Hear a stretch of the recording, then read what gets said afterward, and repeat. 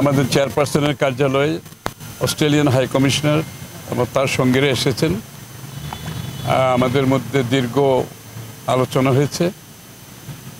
আলোচনার দিকগুলোর একটি হয়েছে বাংলাদেশের হাসিনা চলে যাওয়ার পরে, শেখ হাসিনা চলে যাওয়ার পরে যে এই প্রেক্ষাপটে, বর্তমান প্রেক্ষাপটে আমরা কি ভাবছি এবং কেয়ারটেকার সরকার, ইন্টারিম সরকার কীরকম করছে, তাদের 1 মাস কেমন গেল, আগামী দিনে আমাদের কি প্রত্যাশা, দেশের কি প্রত্যাশা, এবং অস্ট্রেলিয়া বাংলাদেশ সম্পর্কর বিষয়ে আলোচনা হয়েছে।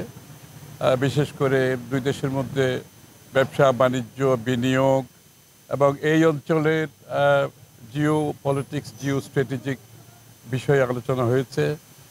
রোহিঙ্গার ব্যাপারে আলোচনা হয়েছে।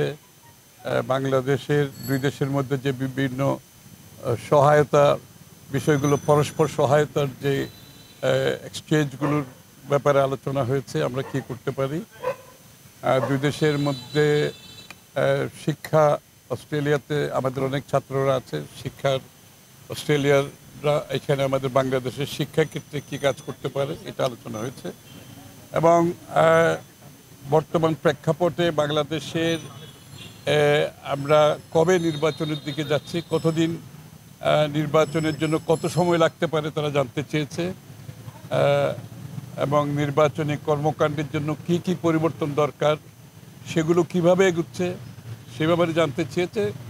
মূলত সার্বিকভাবে এগুলো আলোচনার পরে তাদের ধারণা যে যত তাড়াতাড়ি সম্ভব আমাদের বাংলাদেশে এই সমস্ত সমাধানের মাধ্যমে আগামীতে একটা আমরা সুষ্ঠু নির্বাচনের মাধ্যমে একটা গণতান্ত্রিক সরকারের অধীনে ক্ষমতা হস্তান্তরের বিষয়টি এগিয়ে যাবে।